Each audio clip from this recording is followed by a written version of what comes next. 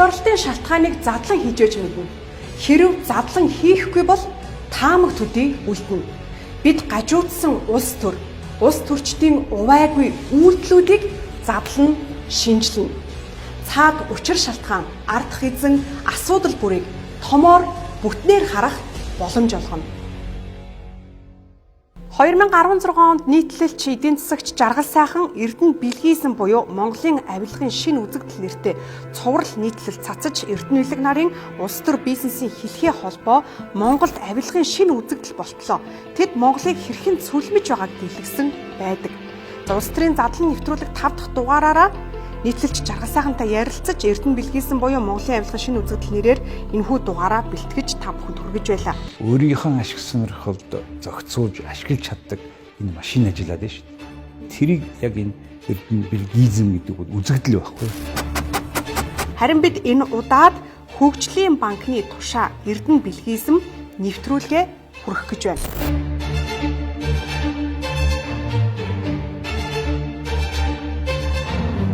Учир нь хөгжлийн банк 2022 оны 1-р сарын 20, 1-р сарын 31-ний өдрүүдэд албан ёсны мэдээлэл хийж, албан ёсны цахим хуудасаараа дамжуулан хөгжлийн банкны чанаргүй зээлдэгчдийг зарласан юм.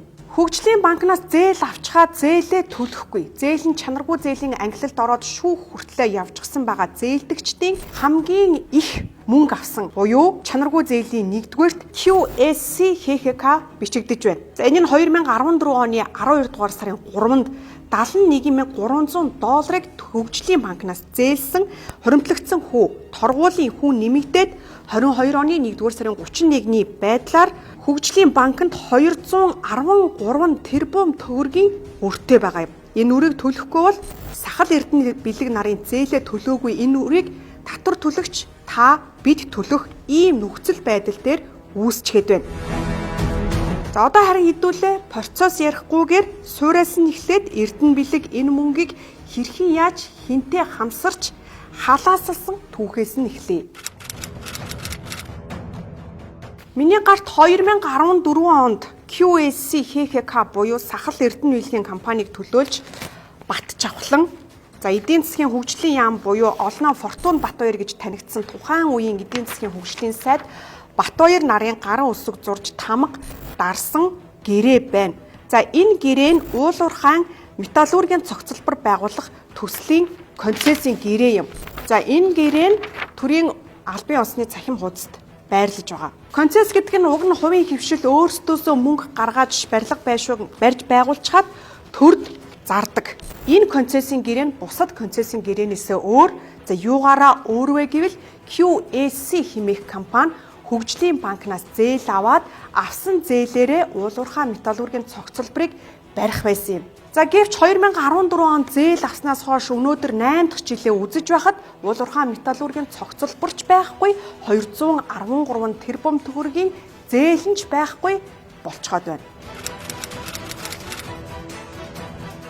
За 2014 онд сахал Эрдэнэ улиг нарын хүмүүс төрийн мөнгөөр найрлахад буюу энэ мөнгийг авахд хин туслав. Нэгдүгээрт Мүүдэн фракцийн Фортун Батбаяр тусалсан нь ийхүү тамга гарын үсэгтэй баримтаар нь харагдаж нотлогдож байна.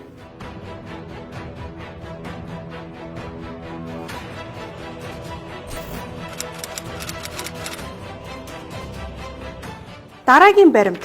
За сахал Эрдэнэ улиг концесс аваад зогсохгүй засгийн газрын 2014 оны 69 дугаар тогтоолоор дархны төмөрлөгийн үйлдвэр төрийн өмчит хувьцаат компани удирдлагын эрх болон хөрөнгийг концессийн гэрээний хугацаанд одоо Эрдэнэ улигийн компани руу төр шилжүүлэхээр шийдвэрлсэн шийдвэрийг гаргуулж авсан байгаа юм. Өөрөөр хэлбэл сахал хочит Эрдэнэ улиг энэхүү концессийн гэрээний дагуу уулуурхай металл ургийн цогцлбор барина. Тийм учраас дархны төмөрлөгийн үйлдвэрийг манай компанид төр одоо шилжүүлэх шаардлагатай байна гэд дархны төмөрлөгийн үйлдвэрийг зээлийн хамт халаасалж чаджээ. Өөрөөр хэлбэл нэг сумаар хоёр туулай сахал Эрдэнэ бэлэгт дархны төмөрлөгийн үйлдвэр очсон түүх юм.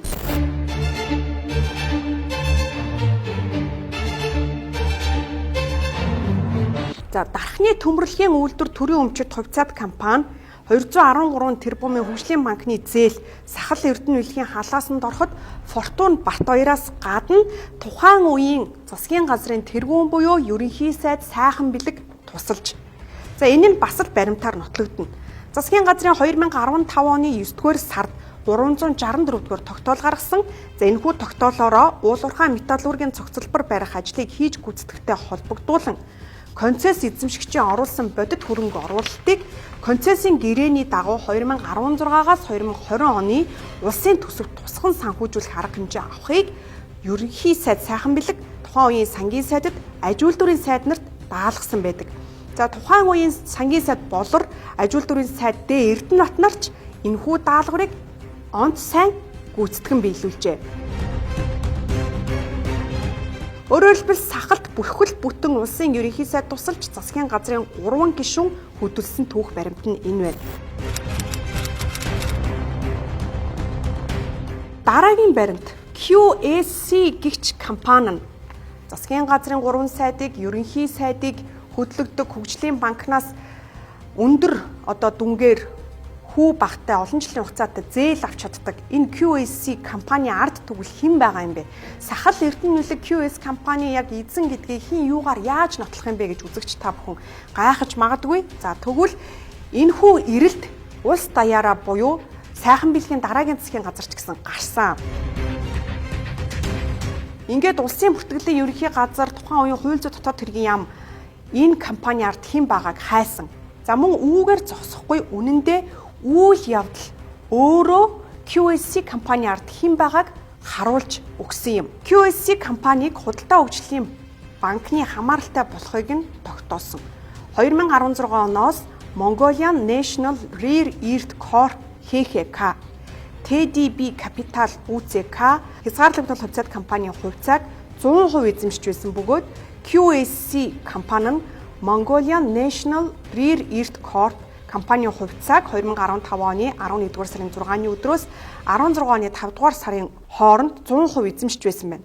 За мөн United Energy System компанийн хувьцааны 99.82%-ийг 2016 онд QSC компани мөн эзэмшиж байсан. Өөрөөр хэлбэл сахал эрдэнэ нүлэг ийм их хэмжээний зээл авсан компани өөрийнх нь гэдгийг нууж, олон компани олон захирлын царайгаар энэ бүхнээ далдалжээ. Тэр Монголын ард түмнийг ингэж хуурч 213 тэрбумын зээл авсан байна.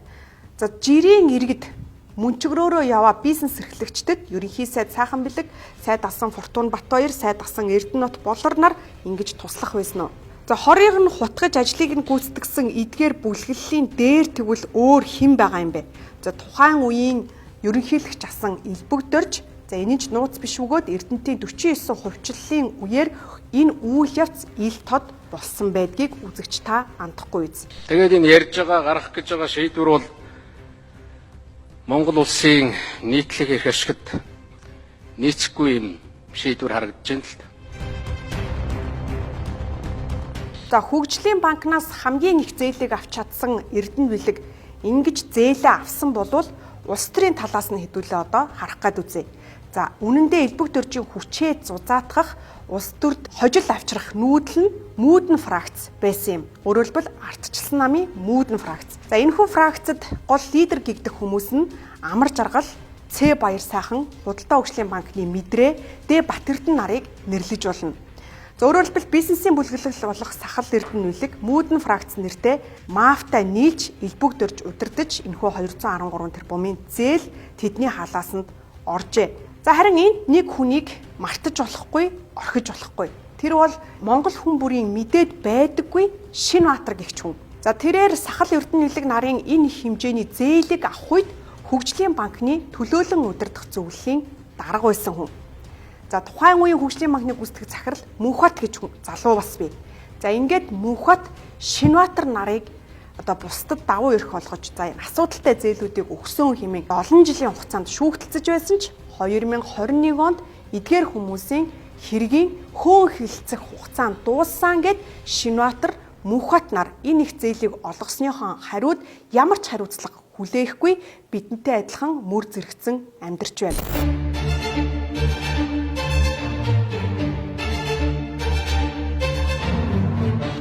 Шинбаатар харин сахал эрдэнэ нүлгийн хүн гэдэг нь мөн л өөрөө өөрсдийнх нь хийсэн үйлдэлээр нь нотлогддог. Учир нь Эрдэнэ төлөвлөрийн 49%-ийг Сахал Эрдэнэ бэлгийнхэн буюу Mongolian Copper Corporation авсны дараа Эрдэнэтийн 49%-ийн төлөөлөн удирдах зөвлөлийн дараагаар Хөгжлийн банкны тузын дарга байсан Шинбаатар очдог юм. Өөрөөр хэлбэл Шинбаатар Хөгжлийн банкнд байхдаа энэ зээлийг Сахалд өгөөд Хөгжлийн банкнасаа буусны дараа Эрдэнэтийн 49%-ийн тузын дараагаар Сахал Эрдэнэ бэлгийн ажилтан болж очсон түүхтэй. Өөрөөр хэлбэл бид нар энэ хүмүүсийн өрийг нь төлөх хэмжээндээ тулчгаад байхад Монголын шүүх эдгээр хүмүүсийн авилгыг авсан байж болзошгүй ийм сэжүүр эндээс гарч ирж байна.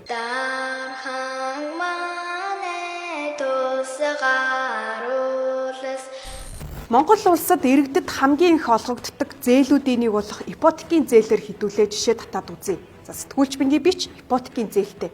Хэрвээ зээлээ төлөөгүй тохиолдолд зээлдэгч надад зээлээ төлөх нэмэлт хугацаа өгнө.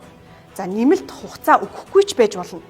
За ингээд би нэмэлт хугацаанд зээлээ төлж чадахгүй бол зээлийн барьцаа болох банкнд байгаа байрны гэрчилгээгээ алдна, байраа алдна гэсэн үг. Өөрөөр хэлбэл жирийн иргэд зээл аваад төлж чадахгүй бол барьцаагаа алдна, шоронд орох ийм л завтай. Гэтэл зээлсийн хэмжээгээ төлж чадхаа байчихвал барьцаагаа алдах учиртай Сахал Эрдэнэ бэлэг нарын барьцааг шалгаад үзэхэд барьцаасаад байх зүйлгүй. За төслөө барьцаанд тавьсан байна. Барьцаанд тавьсан төслийг нь шалгахад төслийн одоо хүрээнд хамаарагдах охин компани нь барьцаанд байна хэмээн их сурвалж мэдээллээ. Харин Монголын шүүх буюу улсын дээд шүүхээс Эрдэнэ бэлэг нарыг зээлээ төлөө гэсэн шийдвэрийг саяхан буюу 1-р сард гаргасан. Өөрөөр хэлбэл жирийн иргэн та бидэнд Сахал хочид Эрдэнэ бэлэг нарт Монголын хууль, Монголын шударгаас ингэж л үйлчилж байна. Та зээлээ төлөлгүй 8 жилийг үдсэн бол өдийд ипотекийн зээлээ төлөөд байрандаа амьдарч байх уу? Эсвэл байраа алдсан, эсвэл шоронд байх ёсноо бодоод үзээрэй.